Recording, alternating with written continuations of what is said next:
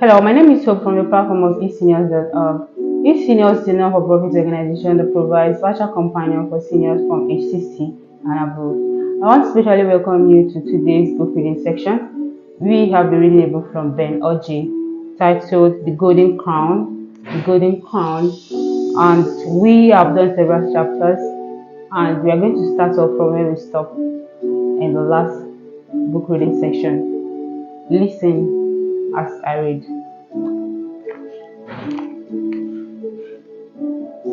At 11:15 a.m., the managing director led the other directors into the meeting room. Tension continued to mount as people whispered to one another. There was noticeable anxiety on the faces of some branch managers and marketers who did not meet their targets.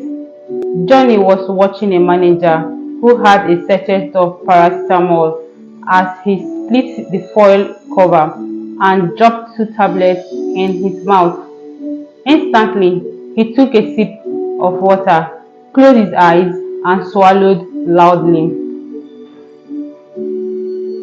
He looked stressed out and agitated. He was in his mid-40s, though nearly all the hairs on his head had turned gray. Another person sitting next to Johnny was a branch manager. He was so engrossed in his thoughts that he was oblivious of the happenings around him. Since he came in, he had kept a straight face and continually murmured to himself. The microphone was given to the MD to commence the meeting in quarterly performance review. Prayer considered a waste of valuable time, so MD went straight to the business of the day. Good morning, ladies and gentlemen, he began. 3 months ago, you will recollect that we gathered here to review our performances for that quarter. During the review session, we all noticed that our banks was losing ground, especially in deposit mobilization and revenue generation, a total unacceptable situation to the stakeholders.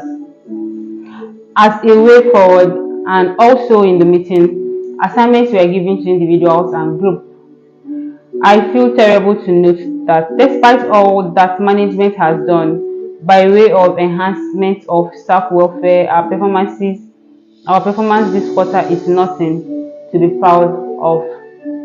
He paused and wiped off the saliva that had accumulated by the corners of his mouth and continued, while some of you are working, others are surely not. Those who are not working are contributing nothing to our bottom line. Rather, they are feeding on the sweat of the hard-working ones. That is a sin, for they are reaping where they did not sow, taking salaries that they do not deserve. The Bible condemns such practice. In law, it is stealing. Therefore, it is both moral and legal wrong for one to take what does not belong to him or her. He cleared his throat and continued, I want to assure you that going forward, the bank will no longer condone such unproductive behavior. Ultimate bank is no Father Christmas. Any staff who cannot justify his pay will be shown the way out. When he ended his speech, he called on the executive director, ED Operations, to present the performance of his directorate. The ED took the microphone and began to invite the branch managers, one after the other, to present their performances of their branches. Each branch manager he called upon came to the center of the big conference hall with his team, said how his or her branch had performed. The first branch manager invited was a lady called Tina. Tina was short and dark complexioned. She was certainly not a beautiful lady, but very aggressive. Immediately, the microphone was handed to her. She read her figures and said proudly, passed all my targets. The audience cheered her. Her director commended her before she made a courtesy bow in the direction of the managing director and walked out with her team members. As the presentation progressed, the manager were called according to their performances. The performer were called before the laggard. The performers were commended for their hard work. The next set of branch managers invited was the average performance. Those were the ones management abolished but encouraged to work harder. The last set invited was the poor performance. The man that sat next to Johnny was the first to be called. He began to shiver terribly when his name was mentioned. His director handed the microphone to him to present his figures. He could not hold it firmly, and it slipped off his hand and fell noisily to the floor. He picked it up and holding it close to his mouth, he began to talk. His performance was far below average. With that level of performance, he was sure to lose his job. He appealed to the management for leniency. His voice was quavering as he spoke. I know I would have done better if not for the challenges I have, which my director is aware of. I lost my entire family, my wife, and 2 children in a ghastly auto crash recently. That has been affecting me emotionally. I have been trying to adjust, but it has not been easy. At that point, he stopped speaking, bent down his head, and began to snore and sob. His story was pathetic. His director collected the microphone and asked him to go back to his seat. Johnny was full of sympathy for him. He came back to his seat and continued sobbing. The other poor performance branch managers called after him were not given the opportunity to plead for mercy. They were simply asked to report their figures and go back to their seats. ED Marketing conducted the presentation for his directorate in the same order. The good performers were invited to present first. Kemi team was the best and Kemi met her target. Among the ladies present, Kemi was the prettiest in her miniskirt, which revealed her smooth laps. Johnny was surprised that their dreaded director knew Kemi in person. It was the director that briefed management on her marketing excellence. According to him, it was Kemi that brought the huge deposit that assisted her team to meet its targets. MD was so impressed with Kemi's performance and maybe her dressing too, that he announced a special reward for her. Head Human Resources was instructed to confirm her appointment and promote her to the next grade with immediate effect. Johnny wondered how Kemi, who knew next to nothing in banking, could achieve such a feat. In the gaze of all, Kemi proudly got up from her seat in the front row, walked majestically across the hall to the water dispenser at the other end, and collected some water with a disposable cup. It was not clear whether she did that to attract attention or that she was actually testing. But whichever was the case, she walked elegantly back to her seat, sat down gently, crossed her legs regardless, and began to sip her water softly. Everyone, including the ED Marketing, who was addressing the audience, paused to observe this amazing incident that was not a common occurrence. The lady was dazzling beauty. Wow. Johnny's team was invited among the poor performers. His boss, Pat, was certain about his feat, so he made his presentation brief and made no effort to defend himself. In this team, two persons joining and another boy performed below the bank's average level and were supposed to go with their boss. Pat pleaded on Johnny's behalf. He said, One of my staff is new and has only done 2 months with us. I think it will not be fair to assess him with 2 months performance. Who is the person? The executive director inquired. Pat pointed at Johnny and asked, He is Mr. Johnny Ebo. Johnny took 2 steps forward for the director to see him well. The director looked at him suspiciously and asked angrily, My friend, when did you join the bank? In a shaky voice, Johnny mumbled something that was not audible. What? The director screamed impatiently. I have spent 2 months with my team, Johnny said nervously. The director roared again. The question is, when did you join the bank? Johnny responded, on the 5th day of May. The director's eyes twinkled as he made a mental calculation of what Johnny had said before repeating it. On the 5th day of May, you told us that you have only spent 2 months, whereas you have been around for more than 3 months. I hope you understand that lies cannot save you. Pat quickly intervened and explained that Johnny was employed as a fresher in May. He underwent induction for 6 weeks before joining his team 2 months ago. After listening to Pat's explanation, the director scrubbed something against Johnny's name in his notebook. Johnny's group was asked to leave the stage. The remaining poor-performing marketing team made their presentation and got severe bashing. At the end of the session, the poor performers, including Pat, were asked to report to Human Resources Department the next day for further directives. In appreciation of Pat's assistance, Johnny followed him to Human Resources Department the following day.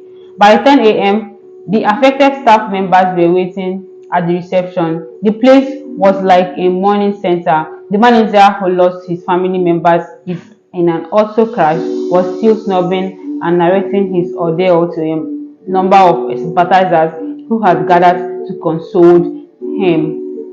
The head of Human Resource was ready for them. He came in with some letters which he distributed to the affected staff. They were disengagement letters.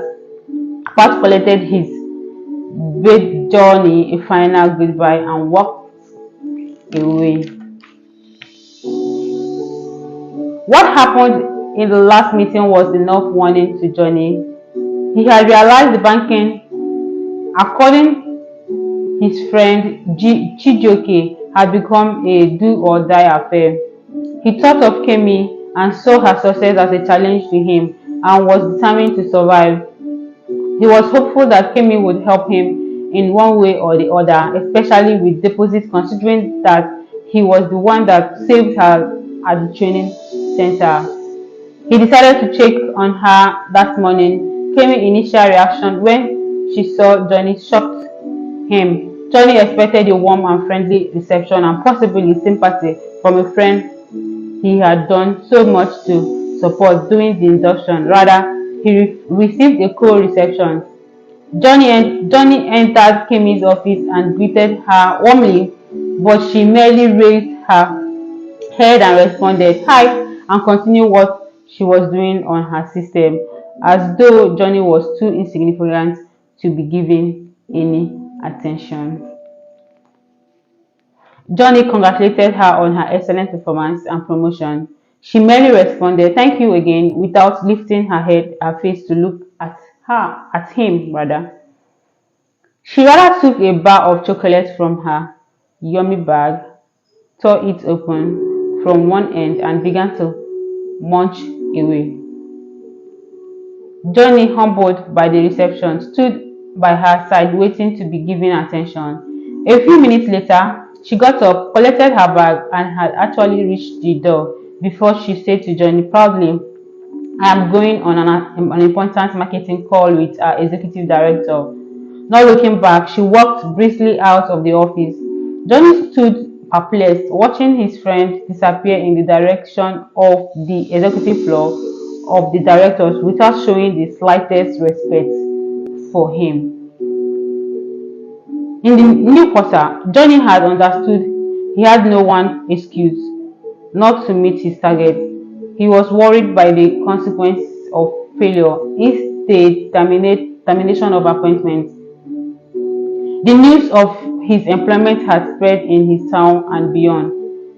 How would he explain to his mother, especially that he could not keep the job which was very proud of? He then resolved to all he could to keep the job. He began to seek advice from some experienced and older bankers. What he learned was very strange. He was advised to start going out with the big boys and girls in town. Those were the ones that had the good deposit he was looking for.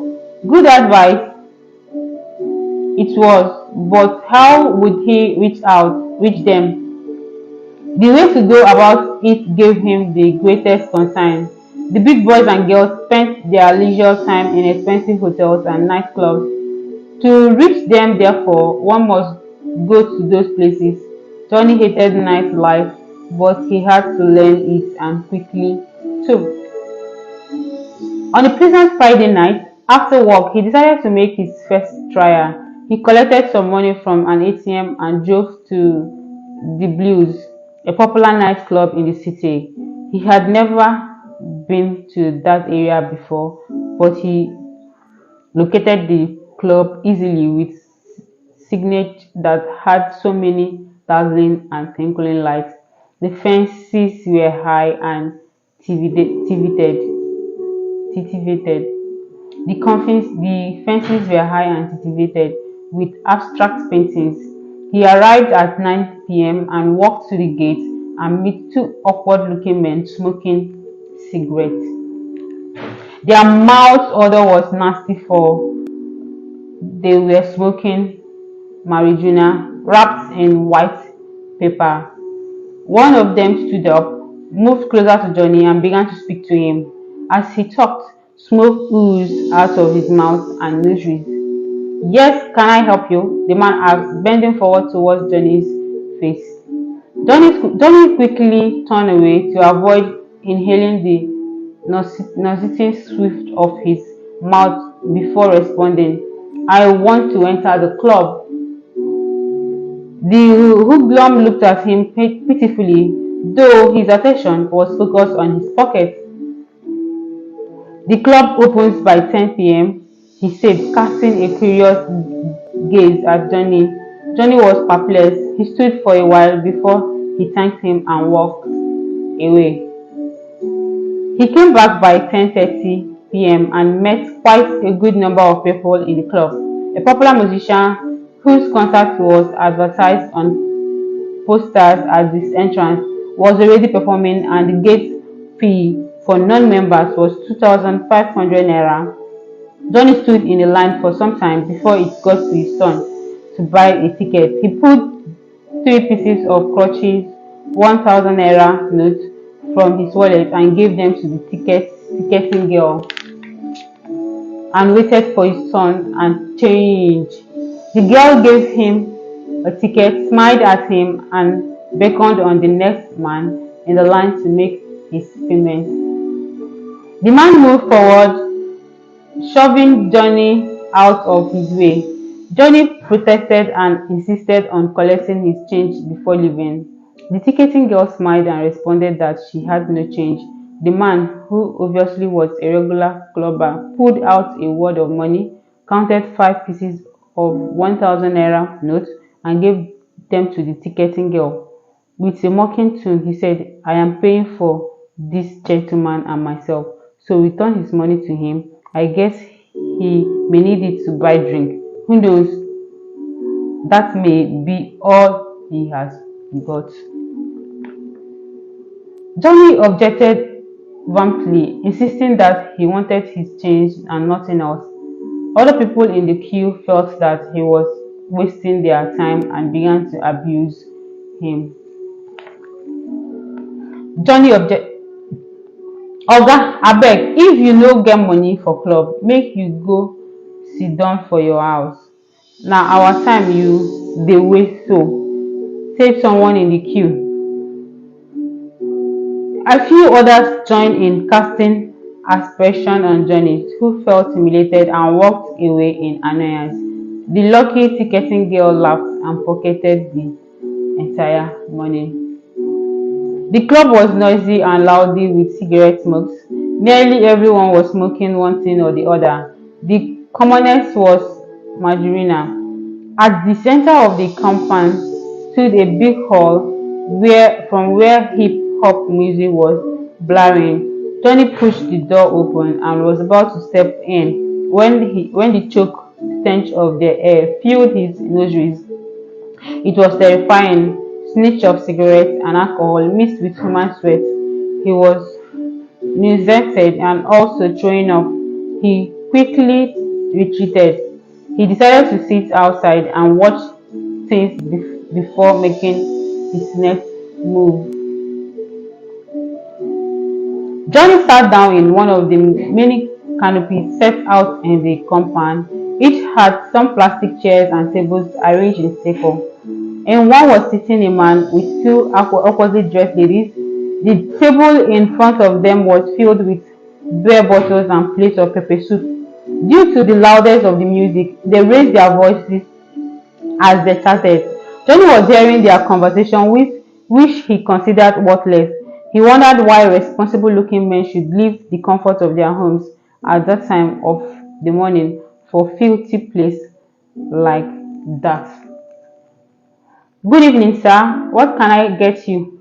What can I get for you? A waiter asked. Do you have star beer? Johnny inquired. The waiter responded, yes, sir. Do you want it cold or hot?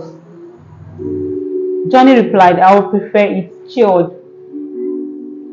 The waiter added, sir, we have goat meat, fresh fish, roasted chicken, and beef pepper soup. Before Johnny could respond, a man shouted from the other end of the compound, my friend, where is the drink? Why are you wasting our time? Do we have to beg you to serve us? That is the problem in this country. Everyone wants to be recognized. Even a common bar attendant will want you to beg or even bribe him before he can do his work. The waiter ignored him and continued waiting for Johnny's order. At last, Johnny said, let me have the beer first. The waiter reverted money, sir. Johnny opened his wallet and pulled 1,000 naira notes and dropped it in the waiting palm, and he walked away. About 20 minutes later, he came back with a bottle of star beer and a glass in a plastic tray. He kept the items on the table and placed some folded naira notes by the side. Johnny picked the money and counted it. It was 150 naira. He was expecting a minimum of 800 naira, going by his knowledge of drinks price. Star beer was selling for 150 naira in the shops. My friend, how much is my change? Johnny asked with an accusing look at the waiter. Your change is 150 naira, sir. The waiter answered coldly. Johnny was angered by his response and he screamed at him. What do you mean 150 naira? How much did I give you? You gave me 1,000 naira, sir. The waiter replied politely. Johnny roared again. How much are you selling a bottle of star beer? The waiter responded calmly, 850 naira, sir. Johnny became furious and was ready to take the matter up with the waiter, who he thought wanted to cheat him. There is a problem here, Johnny roared. I am sure your management is not aware that you are selling a bottle of beer for 850 naira. I need to see your manager. I must let him know what you people are doing here. Johnny was still talking when a girl who dressed unconventionally in jeans and a tummy-length shirt approached him. "What is the matter, sir?" the girl, who would be in her early 20s, asked. Johnny turned to be sure that the girl's well-cultured voice he had heard was that of the girl. She smiled and extended her hand to Johnny for a handshake. Johnny took her hand and immediately began to explain how the waiter wanted to cheat him. His countenance as moved the girl. She waved to the waiter to leave while she sat down beside Johnny. "Sir, I guess you are a visitor in the club for the first time Sir, I guess you are visiting the club for the first time today." "Yes, for the first time," Johnny replied. The girl continued, "Prices of things here are substantially higher than they are outside. What the man told you is actually how much a bottle of beer sells here. Soft drinks sell for 300 naira a bottle. A stick of cigarettes sometimes goes for as much as 200 naira. Johnny was baffled by what the girl was explaining to him. Her impeccable English with American accent created an impression of one from a well-to-do home. For some time, he sat quietly listening to her, wondering what such a good-looking person was doing in that place. He became interested and wanted to know more about her. He proudly introduced himself as Mr. Johnny Ebo, a banker. "I guess as much," the girl said, and introduced herself as Ruth. Still smiling, she asked, "Are you here to look for deposits? A lot of your colleagues come here to make contact with rich businessmen who give them deposits, but such people are not easy to catch. One must have something to offer before they can listen to him." Johnny was fascinated by what Ruth was saying, and he offered to buy her a drink. She asked for a big bottle of stout with a plate of goat meat pepper soup.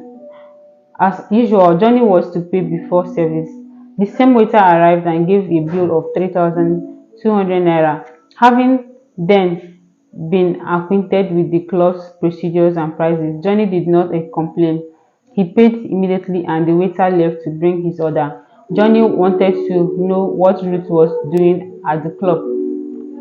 Johnny was somehow being distracted by the behavior of a particular wealthy man who occupied a whole row of tables and chairs with his friends. The tables were filled with exotic wine. There were also several things to chew: goat meat, pepper soup, fresh fish, roasted chicken and turkey, fried beef, and so on. That particular table appeared to be the center of attraction. All the waiters were honoring and around it. In the middle of the group sat a fat, short, and dark-skinned man with ruby-cold face. His name was Otumbo Genga Ade Adewumiya Ademuya Adewuyiwa, but always shortened to Otumba. Everyone who came into the club since the man arrived greeted him respectfully. All the young boys in the club, including the staff of the club, prostrated to him. The man brought drinks for many of his admirers and gave others money. Ruth was finishing her drink when she told Johnny that she came to the club on an appointment. She was planning to travel to America the following week, and the person that would foot the bill was to meet her that night in the club. She was not a club girl, but a final year political science student. Her father was a successful businessman and a politician based in the eastern part of the country. When she described her father's business, Johnny was shocked to understand that Ruth was the daughter of the chairman of the ruling political party in his state. Suddenly, she sprang up and called her, Chief, I am here." The person that turned and began to walk toward her was a pot-bellied man in his late 40s. Ruth had always begun to talk toward him. They met few meters away from Johnny's seat and Ruth threw her hands round the man's neck and gave him a peck on each cheek. The man held and observed her closely as if he wanted to be sure that she was still intact. Then he threw a glance of reproach at Johnny and led Ruth away. Ruth, she followed him without uttering a word of appreciation to the man who had spent so much to entertain her.